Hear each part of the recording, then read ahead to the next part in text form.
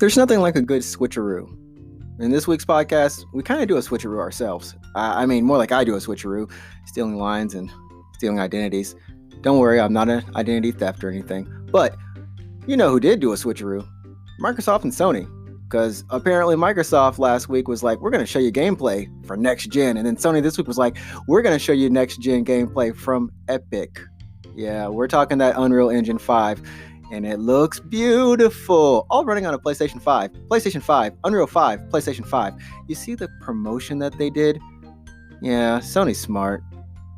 Or they really don't know how to manage their own PR. But hey, anyways, we're talking about that. And we're also just, going to just talk about some games and life in Japan. Because how often do we talk about life in Japan? At the front of the show. It's been a while.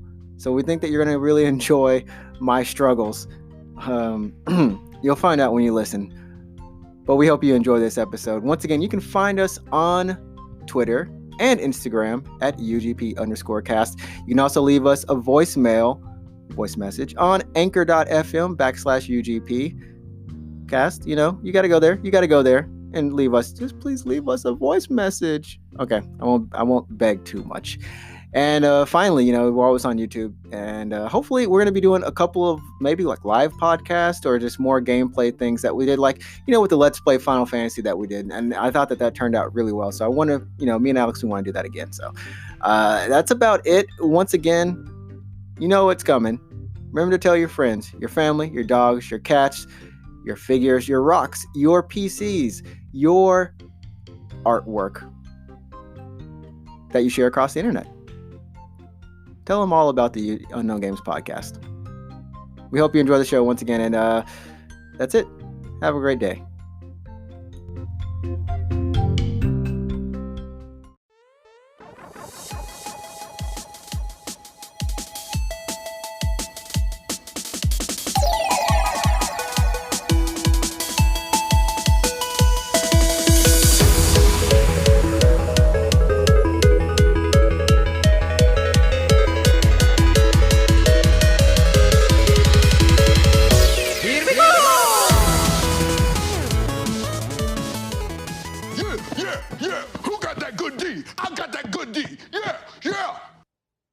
Hey everybody, welcome to episode number 33 of the Unknown Games podcast.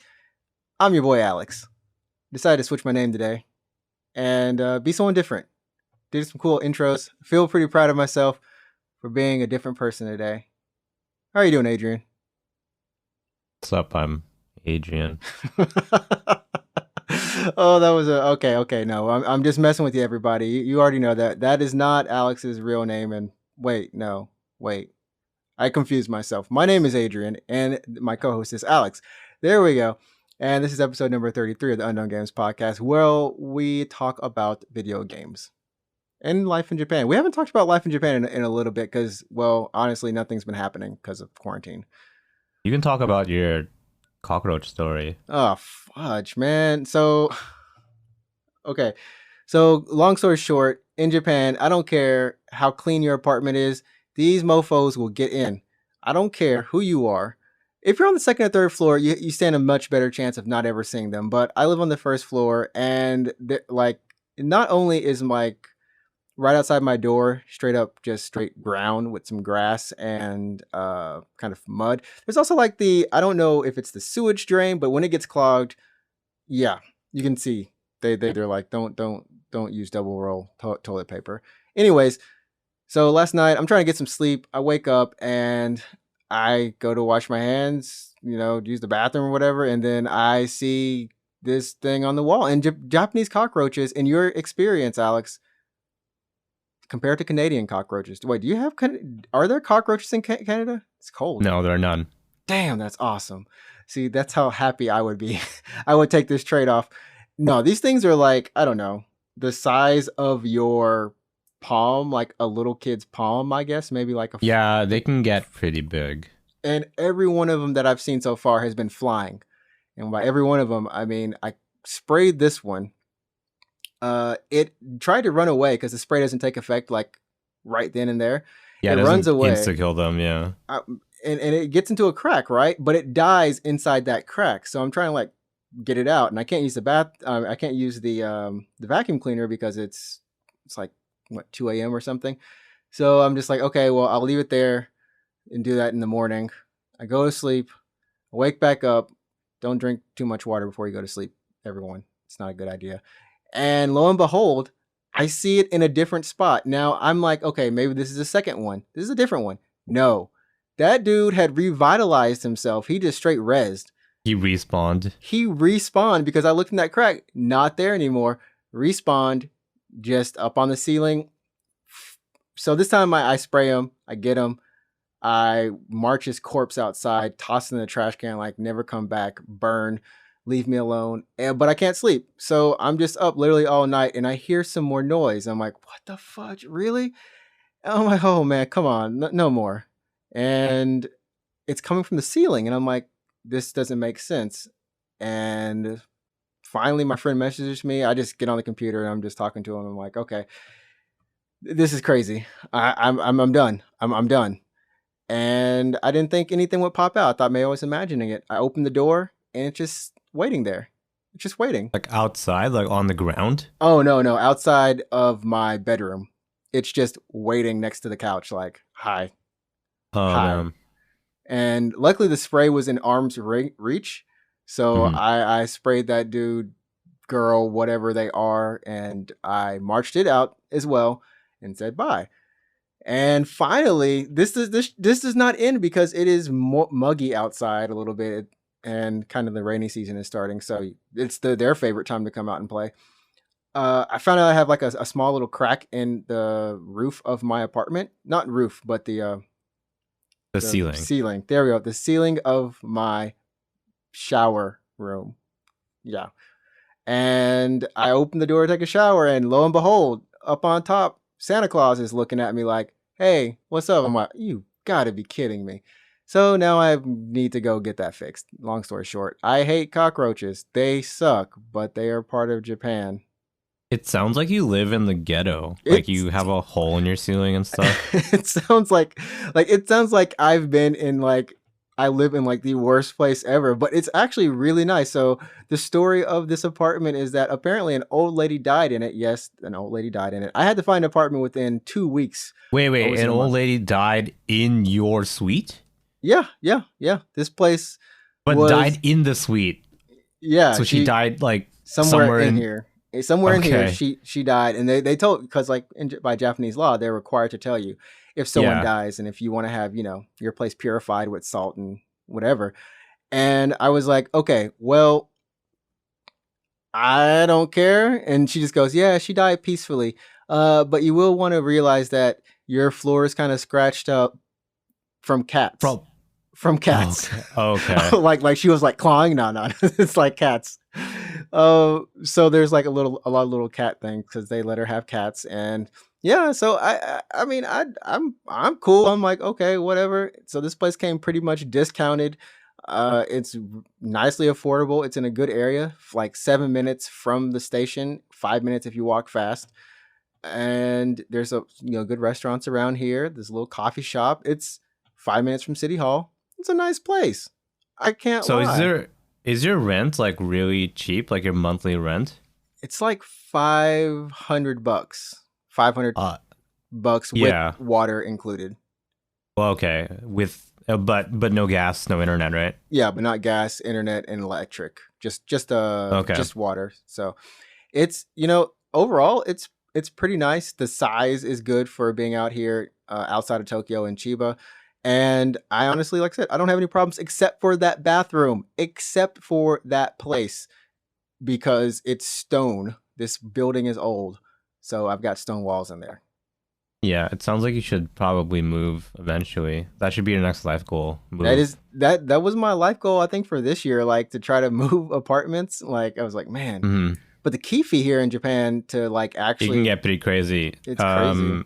So I just to get everyone back on track, because yeah, we're a gaming podcast, but since we live in We since we live in Japan, like we tend to talk about Japan every now and then. And hey, if you're interested in Japan, if you ever want to like move here or you do live here, hopefully you'll find some of our stories interesting.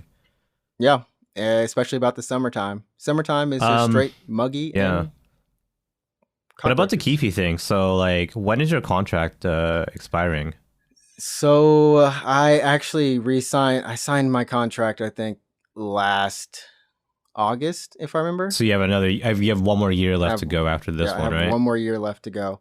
Which Yeah, can you cancel straight up in the middle of contract in Japan? yeah, you can Okay, cancel, okay, but you have to pay like whatever cancellation fee. It will be written in your contract. But okay, about okay. the Keefe thing, like, so there's a bunch of, I don't know if it's government housing, but it's like it's subsidized housing, and I think partially, like, I think the government might subsidize part of it, but Crap. there's What are UR those? housing, right? What are those called? Those are like the Yeah, houses. it's UR. It's called UR UR housing. houses. Okay, okay.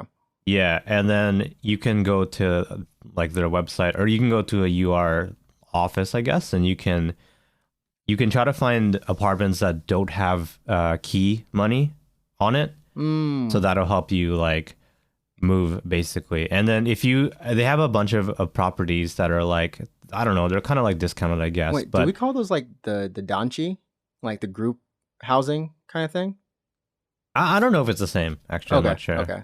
I just know that But you oughta that yeah, place. Okay. so you can go and like there's a bunch of properties that are like, if you promise that you're only gonna live there for the first contract and you will not renew, you promise that you won't renew, you can get a pretty good discount on housing. Okay. So you get a good deal. You move into hopefully a nice area, and maybe there's no key money, so it does save you a lot of money to move out. But because you can only stay there for like 2 years, you have to move again in another 2 years. Like I've got like my apartment set up pretty like I got it pretty set up nicely. If anyone's been here, I know like friend of the show Ravar and also Anthony, they've been here and stayed, and like the number one request is just like, yeah, man, you got to upgrade essentially that bathroom. When they came here, I didn't even have a bed. Honestly, there was no bed, there was no desk, there was no computer. This room was a storage room essentially, and my second room, like the living room, because it has a heater, or not heater, but an air conditioner unit there. I would just pretty much sleep on a futon out there.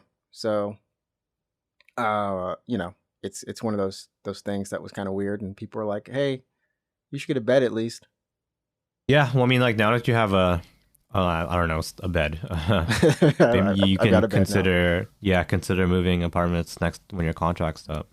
Yeah, I want to move into one of those like kind of high rise mansion places, like a little like those cost a crap ton of money though. Oh But yeah, I'm I think tired. like Yeah, yeah, I know what you're talking about. Yeah, I'm tired of living on ground floor. I've lived on ground floor every year that I've been my in Japan. my first apartment was also on the ground floor, and I had a couple of cockroaches crawl in as well, especially because my first apartment was kind of ghetto. I lived in a not great area as well, and the building Yep, itself was pretty old. The facilities were kind of busted up. So you know how like when you have the screen door for your balcony, like there's a bug screen, right? yep. The bug screen itself was broken. Like it was just a huge ass hole like in the corner of the screen. And Oh, I like knew there was a hole there, but I didn't really think about it. I was like, oh, it's probably fine. So then I it was the summertime, so I left the glass door open just because it was so hot, right? oh no, Um, and no, I come home, yeah, and there's this like oh huge no. like this huge cockroach like on my wall. I was like, oh Oh, no. And you're right, like with the spray, like it doesn't insta kill them. Like they scurry. So you hit them and then they kind of like drop off the wall or they like fly away. And you gotta like chase them down. You gotta like follow up you on have your to follow kill. up. You have to keep Yeah. spraying for an additional like 3 seconds. Just follow up on that spray, everybody. That's survival 101 in Japan. Follow up on your Yeah. spray. Yeah. And then you gotta douse them. It's So it's now I crazy live, too. yeah. Well, I don't live on the first floor anymore, but like I think from now on, like every time that I look for an apartment, one of my requirements will be like it has to be above ground level. Like I don't Yeah, want to live on a ground floor. It's not just the bugs. it's Sorry, also. Oh, it's not just the okay. bugs Okay. either. I mean, it's also like in terms of earthquake, like I'm the first one to get buried. Yeah. Well, aside from that, it's also like I don't want like when I used to live on the ground floor, and I had to like take my I had to dry my laundry. Mm-hmm. It's like you open your screen door and you're just like putting your shirts out. You're just putting your underwear out, and you're on the street. So like just people are walking past you, and you're like, hey, what's up? Dang. It's my clothes. So I'm almost that way. Like my balcony, it's actually above the street level because like I'm on a hill kind of thing. So um it still has like a little balcony feel to it. Honestly, if I could have a small grill, I would grill there. Uh-huh. Uh, Yeah. if I just had a small, a small little Western grill, I'd put that mug out there and grill. But that's not legal here, so yeah, man. The last time I was looking for apartments at this point, this couple years ago, but I was like, oh, I want to live not on the ground floor, like at least the second floor, right? Yeah, at And least then second floor. and then the real estate agent was like, oh yeah, we have a nice, really big apartment like that you can check out. So I took a look, and when they said it was second floor, that wasn't entirely true. It was weird. It's like the apartment itself was slanted. I don't even know how to describe it. What? Yeah. So when you come in through the front door, that's on the second floor. You're like, oh yeah, this is the second floor. But as you walk through the property, and then as you get to the rear balcony, it's on street level for some reason because it's like So on a hill. it's on a hill, Yeah, so like the hill yeah, actually catches up to yeah, the exactly. apartment To the rear Whoa. balcony. Yeah. So I was like, oh, I want a second floor, and then I check out the rear balcony, and I was like, this is not second. How dare you? Like, no, this So isn't second would that floor at mean all. that whoever is on the first floor, they're basically like the basement level kind of thing? Like, Yeah. Oh, well, the thing about that property was there was no first floor. Like that oh, was okay, the bottom most. Yeah. it was just that floor. But yeah, I took a look at that apartment. Me and my girlfriend took a look at it, and like it was nice. It was spacious back when we were moving in. Like we had plans on how to use the space, and it was really great. But like what put us off was the distance from the station, and also just that it really wasn't the second floor. It So really does. It really does help. Like the closer you are to the station, that's why I like this apartment. As like some of the flaws, because they actually renovated it before I moved in, so everything is pretty much new except for that bathroom because it's just so old. They did put in a toilet, not a toilet, but a actually, yeah, they did take out the Japanese style toilet, put in a Western style toilet, and then also uh fixed up the shower with a tub. So it's for the most part modern. Just the walls are concrete. I mean, do you have a unit bath or what? it's separate, so it's not a unit. Oh, okay, okay. Which in some ways is good because I have a lot of room. But at least the unit bath. My previous apartment was a unit bath, and you can keep that clean a lot easier than like straight up tile. God, I Oh hate my god, I tile. used to cheat when I lived an apartment with a unit bath. I would just like spray the whole room. I would just take the shower Yeah, you head just and just spray that like mug. spray everything. Just spray it. Actually, you know what's crazy is my last apartment did not have a sink to brush my teeth in. I don't know if that's common in Japan. Like you just don't have a sink. I'm So you had kidding to you use like not. the kitchen sink. I had to use the kitchen sink to brush my teeth.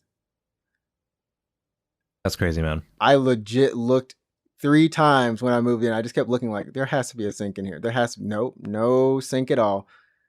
No Yeah. sink. Just the kitchen sink.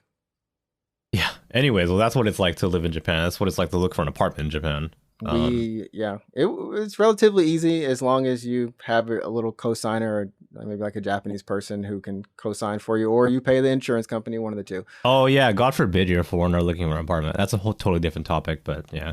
For the next episode of the Unknown Games podcast, brought to you by Life in Us. Japan and us and Anchor.fm. Yeah, so that was a nice little intro though. I enjoyed talking Japan life. We haven't done that in a while, so that was good. This week we are going to be talking about the pretty much epic. Oh, I did not mean to say it like that, but the epic things that happened in the world of gaming. Number one being the Unreal Engine. Wait, what? Unreal 5, I think. Yeah, it's the Unreal, fifth engine, yeah. Unreal 5 being unveiled with the demo running on PlayStation 5, which wowed us all after Xbox let us see real gameplay too. The week before. And of course, Apex Season 5. Me and Alex, we are on it because, well, actually, I wasn't actually on it that much until this weekend. So we're going to start out with Apex and then we're going to end up on Unreal Engine 5. So Alex, I don't know how you've played a lot more Apex Season 5 than me. I actually got burnt out a little bit and didn't play for like 4 days. I took a break and just played Final Fantasy 7. Yeah, I've been playing almost nightly actually since the season 5 started. So it's pretty good so far. You got a new character. You got Loba. So her abilities so her passive is seeing high tier loot through walls. Her tactical ability is basically a teleport. Yep. and then her ultimate is called the Black Market, which lets you put this thing down, and then has a bit of a. It's not a huge radius, but I don't know how big the radius is, but in a certain area you can basically see all the loot that's either in a death box or in a bin or something like that.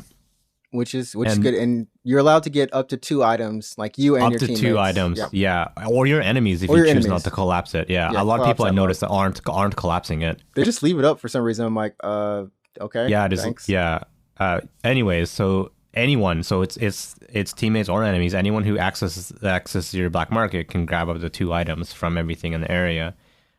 So it's really good after a gunfight. If you clean up a couple teams and there's a lot of death boxes, you can just have your Loba drop it down and take a look at basically everything that is in those death boxes, grab what you need and get out of there real quick. And it's so that's Loba. That's Loba. She's good. I've actually been playing a lot of Loba on New Kings Canyon. I don't know what we're calling it. It's just New Kings Canyon before they start the rotation up. But yeah, Kings Canyon itself also, Skull Town is gone, as well as Wetlands is pretty much like as it was is gone. It's been kind of renovated, I guess, with, I think, what is it called, like rig and capacitor or something like that. Yeah, so capacitor used to be relay. Okay. And rig is just in the top right corner. So is that Wetlands? Anyways, like the top rightmost of the map is called rig now. Yep. And then Skull Town is just underground. It's gone. Bump that place. It's a kill area. If you try to, like, you'll just fall into the ocean and die. I'm not even kidding. Like that happened to me. Yeah, that happened to me. Yeah, I'm actually not kidding. Did you there's a bridge. There's 2 bridges that link to that area, but there's one bridge, and I was like, oh, okay, I can hop over this fence, and then I was like, there's nothing here. No. So what happened was, like, we were in the drop ship, the supply ship. Sorry. Yeah. And we were like, all right, we got our loot. Let's jump. And like, we were just like, all right, let's hop. And then I just jumped off the ship, and then I was like, oh no, there's nothing here. There's nothing here. There's nothing and here. then we died. Yeah. Like, I wonder how much like data they have of people who actually have just been in that same situation for whatever reason. Like, because your mind, like for me, I had like a flashback of old Kings Canyon. Like, oh, I could just hop over this, and I'm gonna be okay. And there's just nothing. I'm like, okay, bump it. But I gotta say that the new map, the adjustments that they've made, definitely people are jumping all over the place. There's still a hot area near Market / where Skull Town used to be, but it's spread out, and fights kind of converge on it. Well, I think it was a calculated decision because they noticed they didn't, a lot of people were dropping at Skull Town no matter what, always. So they're like, we want to basically change the meta before the game gets like too stale or whatever. So I think it was a calculated decision to change the map like that. Yep. And also we have not new weapons. If you want to count the Peacekeeper as a new weapon, that mug is straight deadly. So the Peacekeeper is now in the crate, care packages. In the care package. So you have to open that up once it drops to get one of those. But if you have Loba, then maybe you can snatch it off of somebody, or even get care package without even going to it. And then in exchange, the Mastiff is now a common weapon. I think this change was for the better, to be honest. So, I agree, except for when you encounter the new Peacekeeper. Right. So the thing about the Peacekeeper in like previously was that it's a very good gun. It's a common gun. Mm-hmm. And even without a choke, it was still pretty deadly. Well, it is deadly. It was deadly at close range. Yeah. And then like once you had the choke on it, like you could slay to mid range, and you could even hit people long range comically. You wouldn't like down them probably, but you can still hit them long range, right? Yeah. It was just a very, very good gun. And then the Mastiff, when you got it from a care package, would do a lot of damage. It had a decent rate of fire, but it has spread. Like you'll notice that it had a decent amount of bullet spread. Yeah, it's spread unless you ADS with it is pretty. Like you're gonna miss more shots than you expect. For a shotgun. Yeah. So I had a final ring fight like a month ago or something, just obviously before season 5. Mm-hmm. It was me and another player. We both had Mastiffs, and we were just like shooting. We were in a room together, and like we weren't like we didn't instantly down each other. Like we didn't like exchange a couple like shots. Yeah. So I mean, I feel like that would not have happened with the Peacekeeper. Um, It's yeah, it's a the Peacekeeper. Yeah, you hit, and now you definitely kill. Don't even because the reloads faster. The bolt that's on it, I swear that thing's like a level 4 because it's even faster. It shoots even it faster does, now. yeah. They tuned it to be actually even more damaging, and I think that they might have tightened the spread. This the spread is tightened. Yeah, they tightened the But spread too a little like, bit. It's I crazy. noticed on Twitter that people were complaining about the Mastiff as a normal weapon. They're like, Really? "Oh, this the spread is so bad." Okay. Okay. Yeah. It was like a guy on the range who was like showing off. Basically, you can't hit anything with the Mastiff at Mm, range. yeah. You But can't. to that, I have to say, like, well, that makes sense. It's a shotgun. It's not a. It's meant for close range, right? I That's feel true. like that's for balance purposes. And the Peacekeeper is still, you can still hit people at long range with a Peacekeeper, and that's Yeah. probably why it's a gold weapon now. Yep. I think overall it's for the better, and of course I think even more so than Loba coming in, and I honestly I think Loba is definitely a game changer for the higher ups or for just the meta in general along with the map. But Mirage, Mirage getting buffed to next level Oh yeah, he's top good. tier. He's really Holy good now. crap. Yeah, he's so the fact that you can now control your mirages, Hmm. um, so you can basically make it seem like the decoy is you because it'll act like a human. You can do dumb things. You can slide hop. You can what's the word? Crouch spam, Crouch. right? I mean, it's pretty much just mimicking you. So you send it out normally, like you would like you did it before, And and then then yeah, you press a button, and you can whatever you're can doing, it's it'll mimicking. do it. Yeah. Yeah, yeah. So it's So that's good. it's Um, insane. and then you have two. What is it? Two charges and decoys, right? You have So you two. can Yep. send two out in short succession, and then you have the ultimate, which is tweaked to be more like emergency dance party from Dummy's Big Day, that event they had a couple of months ago. Hmm.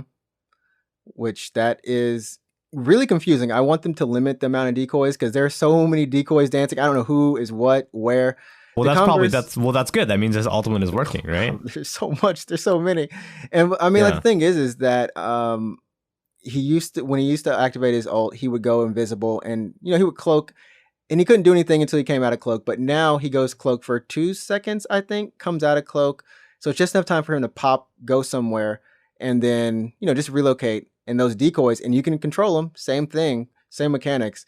So it's insane. And then on top of that, his I think one of his best buffs that makes me want to play him is the fact that when he reses a teammate, not yeah, only does yeah. he cloak, but the teammate The also teammate cloaks. cloaks as It's well. Also, when you're respawning someone in at the ship, like Yeah, with the beacon, yeah. you end up cloaking too, so people don't know you're there until the dropship arrives. But still, I think Mirage is. I really want to run like Wraith, Mirage, Loba, and just start running around doing crazy. Where are people? What are you doing? Pathfinder, Pathfinder, he got nerfed a little bit, so with his grappling hook. But overall, like, how are you finding this season as opposed to the previous seasons? Are your expectations higher? Are you enjoying it more? Do you feel like you're going to be more invested because we have like the quest storyline stuff that's going on? Like, what do you think? I mean, I'm probably just enjoying it the same as I did previously. So the quest stuff, I'm not like too excited. I mean, we'll see where it goes. I have been getting my treasure packs every day. Okay, okay, So I think today is when I can do the first of the quests. yeah, yeah. So I'll probably do that later tonight. But like Mirage buffs are pretty exciting. The map, like the map is fine. Like I'm not in love with the map, but it's just like I'm okay with it. Like I don't know. It, I think the changes are fun. Like I like the new areas, like rig and yeah, like whatever Wetlands used to be. And then there's a new door from Labs now. oh yeah, that's true. There's that little door connecting to Yeah, labs, which is yeah. So pretty cool that's too. fun. And there's also that mechanic of where I think they really wanted to do risk reward in a lot of these places. You risk using black market. You send out that signal so people kind of know it's there, or know you're there using it. Or you can charge your ults now at Yeah, these with ult those tower stations. things. Yeah, and Hmm. I was like, did I hear a clap of thunder go off or something? Like, is this a clap of thunder? But Yeah. everyone knows where you are when you use that, and it's reward, and I think it's really cool because it's an instant charge. So if you're Gibraltar, just use your ult, and you get to one of those stations, Yeah, you can pop 2 volts or just something. I think pop it it would be a again, waste on certain legends like Octane. Just have 2 jump pads like that. just have them Would out. be a bit of Just a waste. Yeah, I'm really curious to see where they're going to take Octane with further buffs because in the patch Mhm. notes it said, well, I guess they buffed him by reducing the charge time of his ultimate. Right, right. But they said like they have more stuff planned for Octane, and I want to see what those planned changes are. It'll be Uh, interesting. I mean, what do you think? What would you like to see for an Octane buff I would or honestly rework? like to Sorry, rework like Mirage.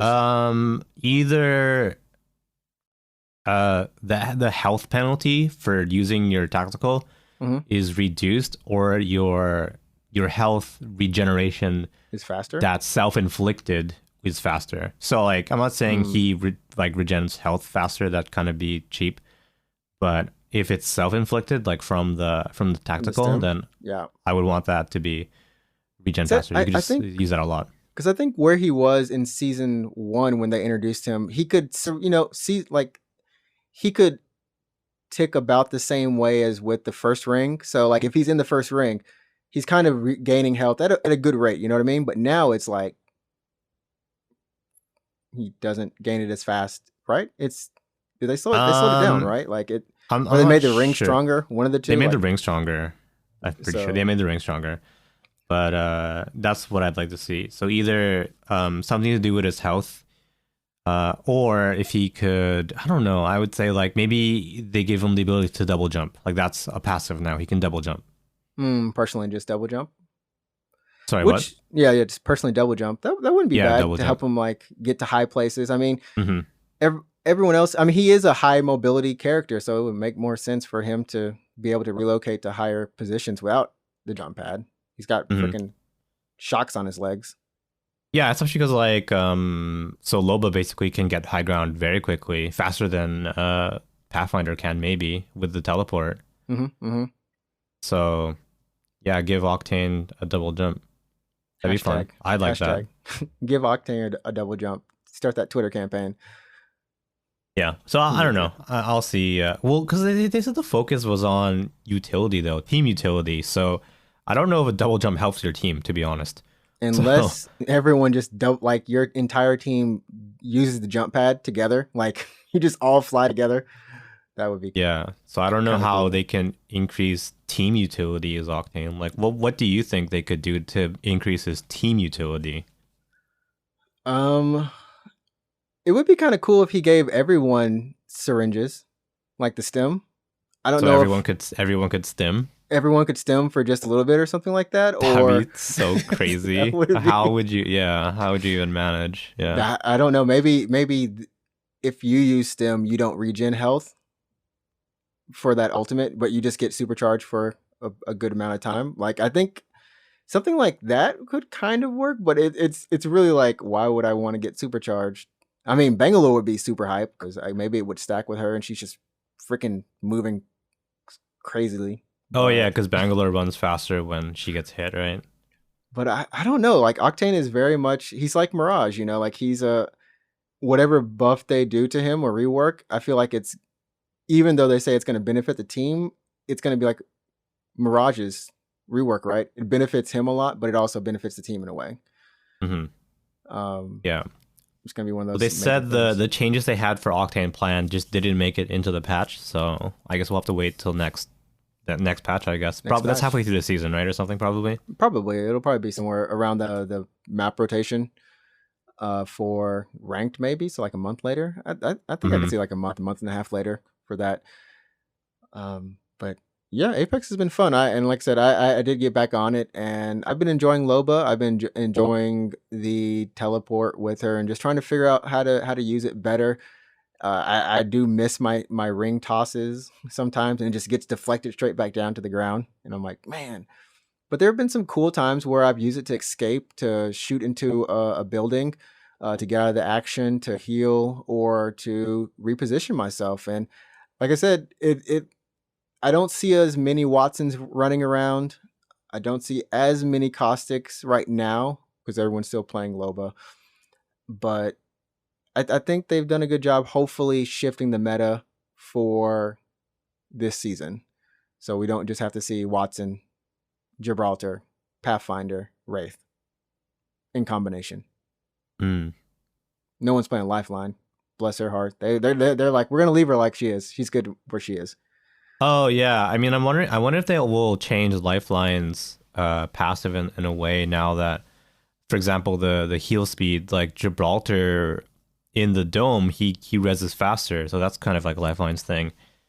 And now that Mirage can cloak when he's reviving characters, that's also like that Honestly, kind it of. feels better than because you can send out a decoy, right? Send out a The thing decoy. about the decoy though is if you send out a decoy and you start resing a teammate, you and your teammate go invisible, but your decoy does not go invisible. So your decoy is just crouched on the ground doing the res animation. Oh, he's doing the So rest. so obviously that's not you, right? Oh So man, it's like, oh, I'm resing something. yeah. Okay. So they okay. know they know that like that's not the one to try to find, where is the real one. It'll be interesting, and maybe we can do a couple streams with Apex. I mean, hey, we play it anyway, so Mhm. it's a fun game. Anything else you want to chime in about Apex Season 5? Anything? I don't have any other questions per se that I'm thinking of right now. Ranked. I don't think anything's different. World's Edge. Do you think World's Edge is going to change, or we'll just be stuck with old World's Edge for the I entire was season? honestly expecting a change to World's Edge this season as opposed to a change to King's Canyon. Hmm. Because we had a couple of iterations of King's Canyon, and then we had one extra iteration of World's Edge. So I was expecting either a change to World's Edge again or a brand new map. Maybe, yeah. Like that's what I was expecting too. At least a brand new map to accompany this change to Season Kings 5, yeah. Canyon, because like Kings Canyon, it's changed, and like the way you play it is changed, but for the most part, half of the map is more than half of the map. Maybe 75% of the It's map it's is pretty the same. similar. Yeah, it's the same. Like Octane's Gauntlet is still there, and it's still the same. They didn't change it anyway. They didn't so they didn't like put like I don't know lava cracks or anything, or like they didn't flood it or anything like that. I feel like I would have been more excited about Kings Canyon Season 5 if not just sinking Skulltown, if they like changed a lot of the other maps, like Hmm. labs is half caved in, or airbase is flooded or something like that. You know what I mean? Like I probably would have been more excited if it was really different. If it was, yeah, and I when I looked in the first time, when I dropped in the first time, I was like, okay, where am I? Let me get my bearings. But for the most part, it was like, okay, I understand. This half of the map is the same.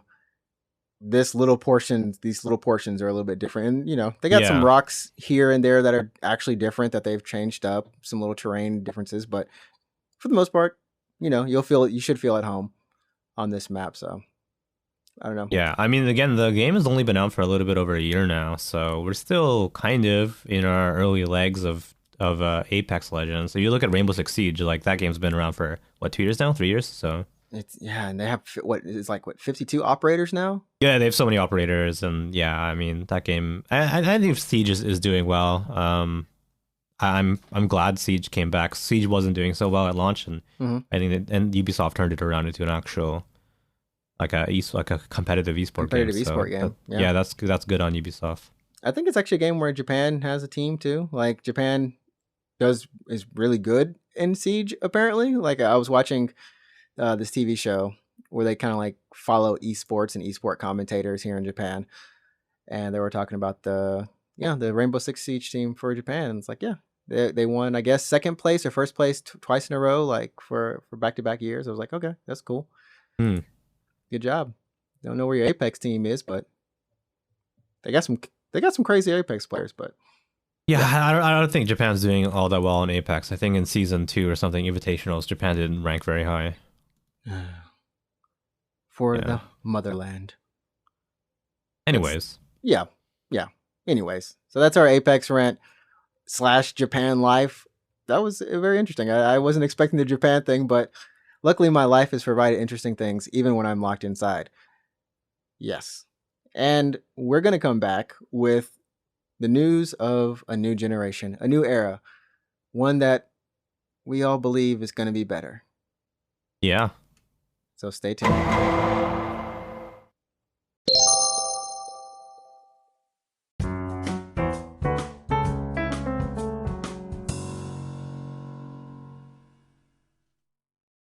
And welcome back to Sorry. it's like the premature Law and Order court change scene. You can hit it again. Hit that gavel. Doom doom. There we go. Well, welcome back, everybody. I think this week was or last week was pretty awesome in the fact that we finally had some next gen.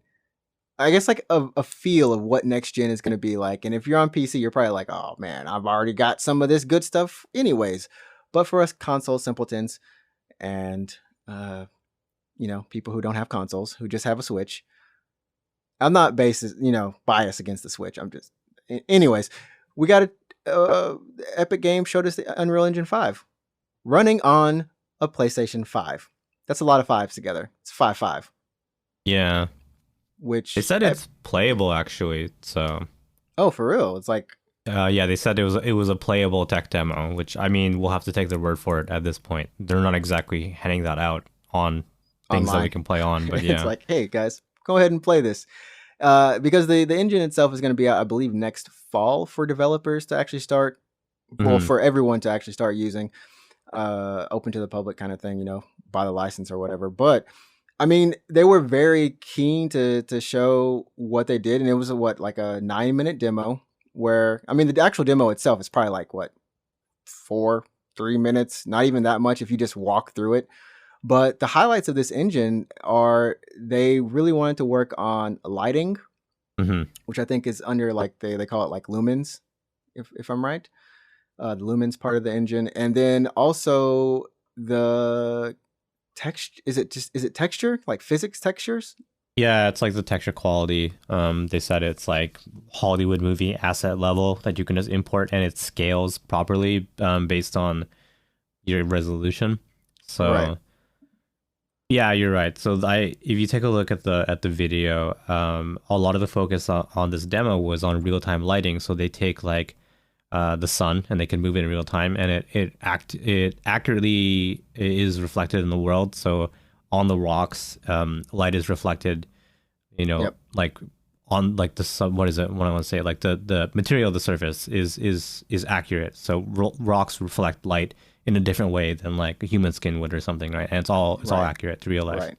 And then on top of that, when lights comes in interaction with other objects, so there's a part where she actually goes into the dark, and she has like a little, the equivalent of a flashlight, we'll say, and she shines it on the ground, and all the bugs that are there just kind of scatter away from it, but they keep within the radius. Like we can kind of stay here, but don't keep pushing that light towards us. So apparently, things will be reactive to light if you want to program them that way. So it's, light sources are interactive, which that's cool. I know that the character model itself wasn't exactly high detail, but they wanted to show off that they've made some improvements to the physics engine in terms of like, and this is what I thought was actually really cool is, like a lot of times in games when characters are standing on steps or if they're kind of, I don't know, they touch a wall or something, their hands or feet don't actually rest flush to it. It doesn't seem Oh like they yeah, completely yeah. touched it. I've seen that a lot in video games, especially like Metal Gear Solid 5. Like when you're walking upstairs slowly, like Snake kind of like glides on them.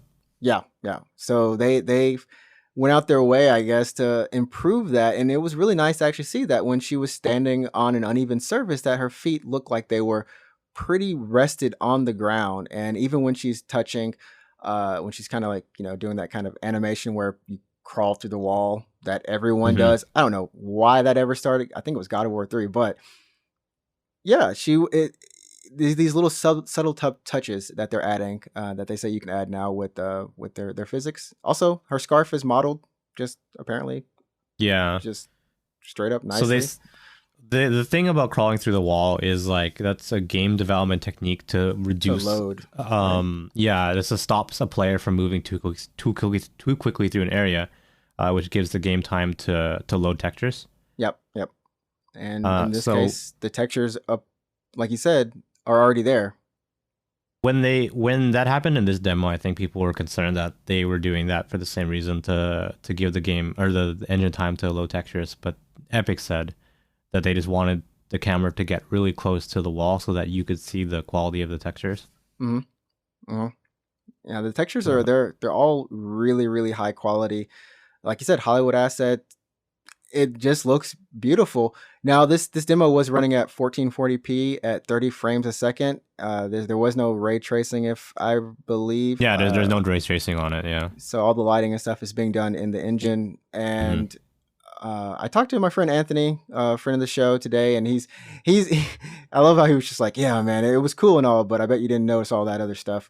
In terms of like, he's like, okay, it's cool and everything, but it really isn't. This demo isn't as cracked up as it seems to be. If you go back and look at Unreal Engine 4's demo, It looks that really impressive. it Yeah. looks really impressive too. Very similar. Hmm. So for him, he's just like, all this stuff is good, but we'll see in an actual game if you're able to do all this, especially with loading in all these assets, these high quality assets, which you no longer have to descale. Was it like not descale them down, but I guess not pulling the full quality of your asset, or a statue or something. And yeah, I don't know. They show that one room with like 1,500 something, like these statues. Like, these are all high quality assets, and we're moving through them in real time. Like, oh, Yeah, okay, it's always like a vertical slice of the pie, to sort of, so to speak, because like, yeah, when you have a tech demo of something like this, it looks really really good because that's like the max capacity hmm of what the engine can show, but it's not a full game. Like, there's a lot of stuff that's different from an actual working full scale game. yep. So we'll And see like what happens like in 3-4 years when the console generation is in full swing. it'll be interesting. And I think that it was interesting actually this generation, seeing, number one, personally, Japanese developers use the Unreal Engine and really customize it to giving us all these really nice anime style games and things that we haven't seen the Unreal Engine, or think the Unreal Engine is, would be doing. You know what I mean? Hmm. And I found that to be a cool thing this generation. And I'm looking forward to that the most, seeing what kind of anime like worlds I can kind of go into and how much better those get. Even though they're not using all of this cool technology, I think they're still like, I don't know, there's room for them Yeah, to I kind know. of Like incorporate it. Kingdom Hearts 3 is Unreal 4, I think, I think, yeah, I and think then all of like the recent ArcSys games are also Unreal. Unreal.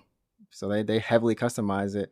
I don't know, but was there anything in this demo that kind of stood out to you? Any moments? I know the moment at the end when she just jumps off the cliff and just straight up does some flight Some journey stuff. Yeah, I know. journey shit. It was awesome. But was there anything that Uh, you saw or anything that got you hype in this demo? I mean, I wasn't like really really hype on it because it's like I'm not. That's not to say that it wasn't impressive, but it was. It is impressive. It's just like I want to see um to what extent can developers actually get their games to look like this. I think what stood out for me was the lighting. It looked really impressive, very Hmm. realistic, very photorealistic. So Yep.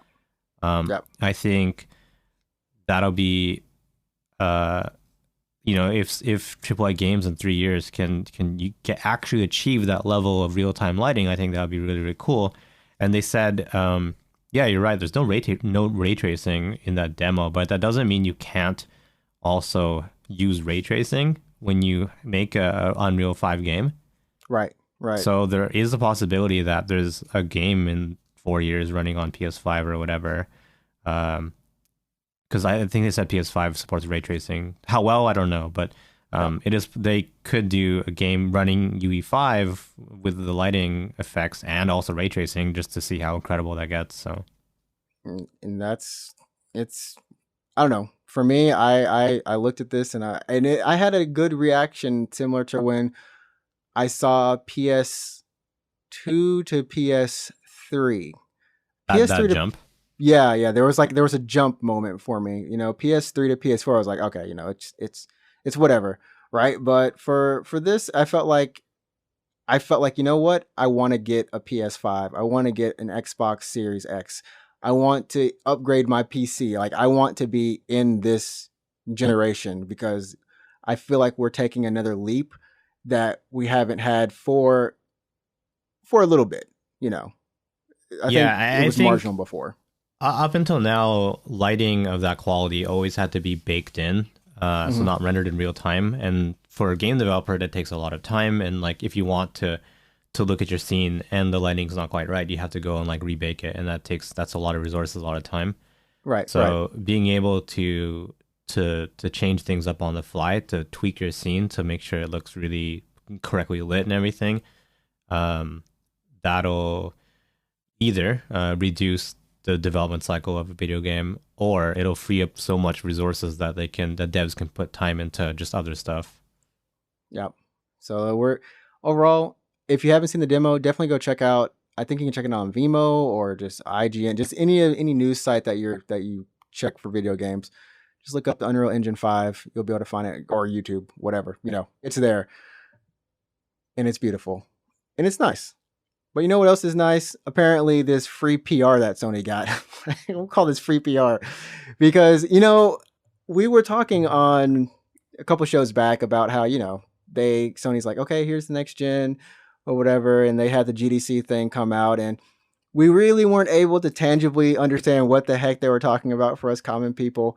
Anthony kind of broke it down on one of our episodes, and it made a lot more sense then. But we have let's see, is it Todd Sweeney? Did I get it right? From Epic Games. From Epic Games, yeah. Who I wish I knew his title for right now. Why can't I remember? He's like the president of Epic Games. Right? Okay. But he was saying that, and this is what kind of threw me off. He's like, Sony's done a really awesome job of architecting a great system. The storage architecture on the PS5 is far ahead of anything you can buy on anything on PC. I said that a lot. For any amount of money right now, it's going to help drive the future of PCs. They're going to see this and be like, oh, wow, SSDs are going to need to catch up with this. Which I know I sent this statement to you and it was just kind of like, what? WTF? Okay. So I mean, they're working with Sony in terms of just probably asking them like, hey, what would you guys like? I don't know if they signed a deal for this to say like, hey, you guys can only say um, Sony, because they don't really mention Xbox Yeah. Series X at I think all. they asked like Xbox or Microsoft rather, like, hey, can that demo run on can that run on Xbox Series X? And they said like it's a really vague answer. They're like, yeah, we believe that demo is very indicative of like what the next gen will be, but they just can't say like straight up, yeah, we can run it Yes, too. and obviously it's a middleware engine. It's for everybody, so yes, But it's gonna yeah, run. exactly. It's And gonna run what's so perfectly fine. confusing is like if you look at the paper, Xbox Series X has Sony beat in a bunch of like spots, right? Right. GPU's more powerful on a Series X, so like why not? Like why can't it run on a Series and X, right? and so like what Sony's been trumping is their hard drive, which is this, it's a hard drive that's essentially used on the not 360, but the Xbox Series X as well, the NVE2. But the only Yeah, difference is Sony is saying that this thing is so integrated into the system, and this is what Epic is either truly echoing, or is just saying for PR. I have no clue, but this is really what's going to make the difference between the two systems, is this integration of their SSD into the PS5's architecture. sure, yeah. And I mean, if Oh, that helps, if that helps like streamline the texture pipeline for graphics on a PS5, then I can see maybe how things would run a little bit better on the PS5. But it is an engine that's meant to be multi-platform. So like, what about PCs, right? That's yeah. our so It's such a weird thing. And like, people came out of this that, I mean, all of the news headlines were PS5 gameplay on PS5. I mean, Sony, you might not be able to do your own marketing well, but I guess you leave it to other people and they'll do it for you pretty darn well. So, um, yeah. What are the the other major engines? I mean, like Unreal Engine is one of the major ones, but there's a ton of games that are made in Unity. but Unity, Um, I feel like Unity is falling behind now a little bit. Yeah, Like it's I just agree. I think it might be in terms of tech and stuff, but I think the appeal of Unity is just how easy it is to work in Unity, and mhm. because it's so multi-platform, like you can make games in Unity on like mobile phones all the way up to a PC and PS4. So I feel like those are the two main engines that are like middleware engines that are used. I know, of course, you could, if Pretty sure you can use Frostbite or CryEngine or Source, of course, if that's like a personal project that you want to work on. But like other companies aren't just straight up using those. And I think we see a Yeah, lot of times with Sony, their proprietary right. stuff. Well, it's because I think why Unreal Engine is so widely used is because it's so widely documented. So if you are making a game and you're like, I need to solve this problem, like my game is being weird right now, Yeah. chances are there's going to be another team who has solved that problem. So that's why it's really easy to work with. You have a lot of support from other developers. I think you can talk to like, you can just like reach out to Epic and be like, hey, like what up with your engine, and then they can help you out.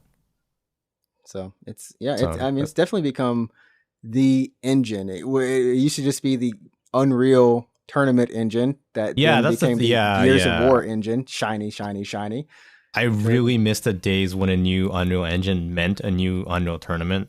are we ever going to get a new Unreal Tournament? Just like a Well, they were throwback, working. just They were throwback for the hell of working it. on like they were making an Unreal Tournament, and then I played it. Like it was in beta. It was like an open beta. It was like a community project. Like people could just make the game basically. Oh And man.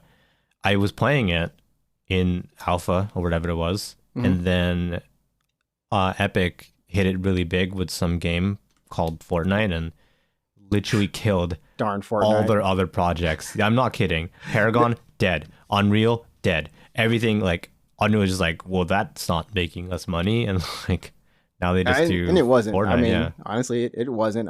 We can't say that Unreal was making anyone money, but still, No, it made them zero money because it didn't even it make it out of didn't development. It was an alpha. It was yeah. I'm not like it made zero money. Oh Uh, man, I feel so you could bad for it argue now. that like at least Paragon was maybe making like money, but no one was playing it, so like And it killed that ironically, game. Fortnite wasn't making that much money either until it just people caught Until it on. became a Like, battle royale, yeah, because Fortnite was supposed to be a thing called like it's a tower that's what they call defense, yeah, exactly, yeah, weird 4-player like survival. survival game. And then one of the like randomly they're like, hey guys, we put in a battle royale mode just for the hell of it, go crazy. And then I remember like Bluehole Games like PUBG got really mad, right? They were like, that's our thing, we're the battle royale. And yeah, they And were. Now they're not. yeah, and then Epic was just like, we can do whatever, do what we want. And then suddenly it's like one of the biggest games in the world now. And that's what you do, So yeah, everybody. You take something and you make it better. Fix it. yeah. Become one with progress. So if you ever want to know why is Fortnite a battle royale game have building, it's because it wasn't built It like wasn't built as a it battle was supposed. royale. Yeah, it was. Yeah, that's why. Because you had to pay for that mode. Like that with the full game was you paid Yeah, $40 for it, and the battle royale was yeah, just a free. Like I don't want to pay for this, so yeah. Exactly, that's what happened. exactly. They're like, hey, we have this quirky battle royale mode. Go have fun, you guys. Maybe you'll actually pay for the game, and then And no one then paid for it. and that's what happened. So, But I think that's uh, pretty much it. I had a couple of the news stories, but we're running close to time. Capcom apparently is going to release multiple major titles by March 31st, 2021. Sony Worldwide Studios, or what is it called? It's like PlayStation Studios now. oh yeah, Is their brand uniting all of their kind of first party studios, which I'm glad to see that. That's a good thing. It has a little Marvel like intro. I'm like, okay. everyone was making that comparison. Yeah, And even like I think on one of the top head executives or whatever, he was explaining, it's like, yeah, when you go to a Marvel movie and you see that opening logo screen and it's just like all your favorite characters. I mean, it's the same thing. And Evo is coming back online. You know what I mean? oh yeah, but obviously it's only for games that have online support. So you'll notice like Smash Bros is not on there anymore. Which people aren't like, the Smash community isn't upset with that, just because Smash Online is not a fun experience per se. Yeah, So they've still got Street Fighter V Champion Edition, Dragon Ball Fighter Z, Samurai Showdown, Grand Blue Fantasy versus Soul Calibur 6, Tekken 7, and Under Night and Birth. They've also got a couple other games that, if I remember, Mortal Kombat 11 Aftermath, Killer Instinct, which I was like, whoa, KI's coming, because KI has solid online. So I was like, yo, I'm cool. I always love watching people play KI. Them Mm. fighting herds. I don't know what this horse fighting game is about, but it's Oh, I about saw that. It horses looks fighting. crazy. Yeah, that one looks What? funny. Didn't know this existed. Yeah. Uh, but hey, My Little Pony generation, get your fight on. Next to Skullgirls, second encore. Hmm. Cannot say that. So, anyways, Second that's encore. second Yeah. encore. And when is Evo happening? When Evo Online? Did they give a date? It's probably a date somewhere. And July 4th. There we go. Happy Independence Day. Oh yeah, this is Independence Day. Dun, dun, dun, dun, dun, dun, dun, dun, dun, dun, dun, dun, dun, dun, dun. I keep hearing Barrett say that in my head over and over. Oh, when you finish a fight. When I finish a fight, he's just like, I'm like, thanks, Barrett. Thanks for thanks for putting this in. I'm on chapter 14 Oh and yeah. I'm on all of the side quests there.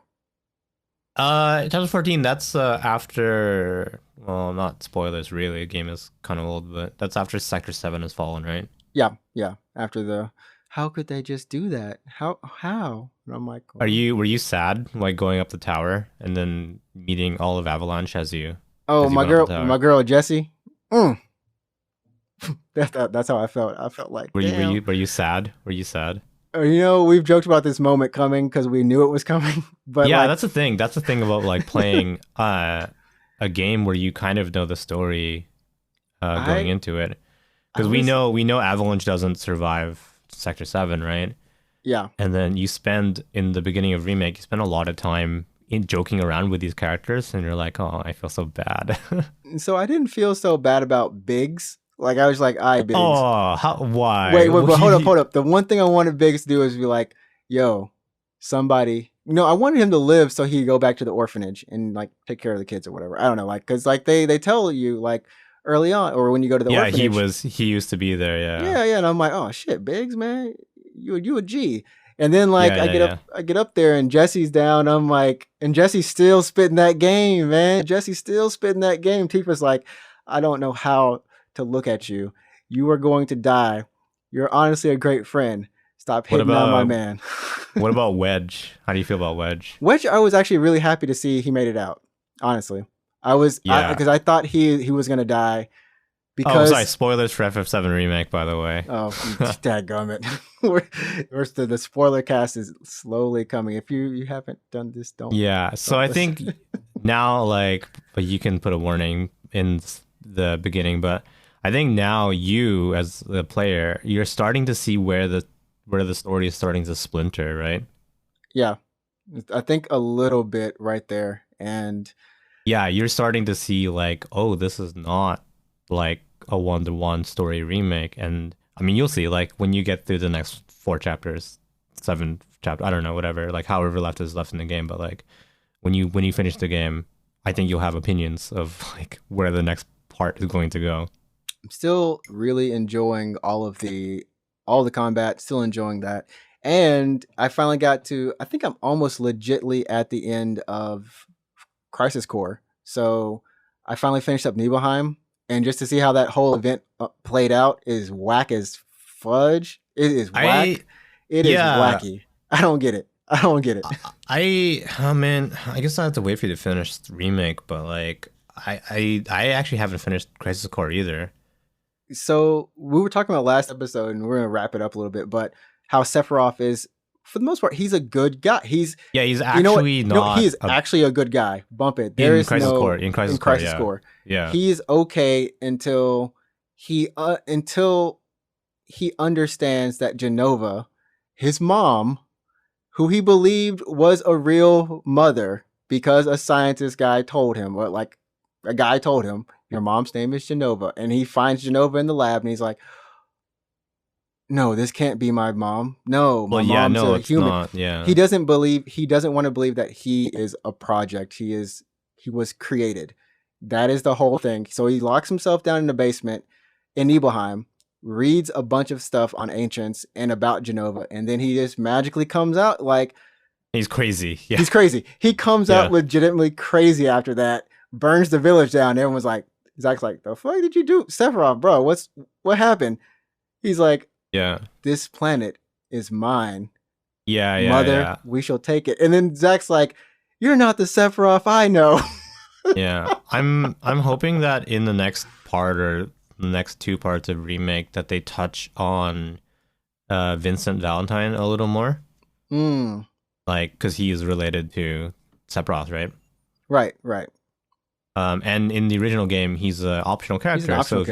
If you don't get Vincent, you actually miss out on that part of the story. Which I didn't actually get him.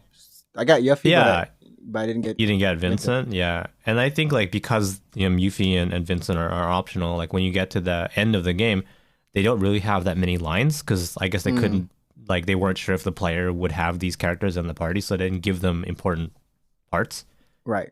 In the ending, but like now that people know that they exist, they'll probably make them non-optional, and then they'll probably give them bigger parts in the story. Yeah, I really want to see them make sure that they flesh out Sephiroth. I really want them to harken back to everything that happens in Crisis Core, because I am actually upset with Aerith not understand, like, the sword is the same darn sword. It bothers me. I have to finish the end. Cloud Sword is his Zack sword. Like, oh yeah, she hints at it. I've seen that sword before. Like, yeah, it's like she hints at kind of having gone through this before when the Turks show up, and that's a whole thing with Zack as well. Like, there's a whole connection, a whole storyline there. I just wanted to kind of go there. I wanted to go there. I want my boy Zack to get his attention because that dude is legit. Sorry, Cloud. Also, like, weak Aerith will hint about it when you are going through, I think it's like chapter 9 actually, when Aerith was just like, "Hey Cloud, did you have any friends in Soldier?" And the Cloud was like, no. Yeah. Which is actually funny because Tifa actually asked Zack the same question in Crisis Core. She's like, "Do you know any blonde soldiers? Any blonde guys in Soldiers? I mean, I don't tell anybody. I'm just, my knight in shining armor." And he's just like, "What the fuck?" Anyways, yeah, you should finish remake. I don't know how long. Like, I think if you, I don't know, like, what level are you like right now? 25. 25? Okay. 25, maybe going to 27. I'm literally where I'm just going to do all these side quests and then finally just go through the last part. Because after that, it's just story. And it's just, an hour? Yeah, I think chapter, the last couple, no, not like maybe in the middle of the game, it's an hour per chapter. But like once you get near the end, man, it's like, the heck, I'm already at 33 hours. I'm already at 33. Oh, you're at 33? Oh. I've been playing like I just zone out and just play and enjoy it. So. Like the last 2 chapters, I think, are a bit of a jaunt, but they're fun. Yeah. If you're still here with us, people, we hope you enjoyed this moment of Final Fantasy VII, brought to you by us, GameStop, and probably, I don't know, Anchor.fm. Yeah. Thanks, Anchor. Yeah. Thanks, GameStop. You don't know it yet, but we know you. And that'll do it for us this week. Episode 33. We'll be back next week for episode number 34. Let us know once again if you have any voice messages for us. If you want to leave that on our Anchor page at anchor.fm/UGPcast. There's a button there. You can always do that. And you can always follow us on social media on Twitter or Instagram at UGP_cast. Leave us a tweet or, just whatever you're doing, whatever you're playing. We've hit a lot of followers on both of those platforms. I got to say they're a lot of fun to kind of work on. And I promise, actually, maybe this week, me and Alex will play. What game did we buy? Phantom Breaker. Phantom Breaker. There we go. I kind of like the podcast we did for Final Fantasy VII, the demo. Yeah. That was kind of fun. Maybe we'll do something like that again too. So once again, thanks everyone for joining. Remember, you set the tone. Go play some games. Enjoy your life. And stay safe. Go play some Chrono Trigger. Did I steal your line? Oh, crap. Yeah, I guess. But you can play Chrono Trigger. It's on PC. Like, just do it. Just get it. Or mobile phone or DS or PlayStation 1. Yeah. So go do that, everybody. And then go find Xenosaga. Yeah, good luck finding that one. Yeah, good luck finding that one. Yeah. Make us proud. All right, everyone. We'll catch you next week. Later. Wow. Peace.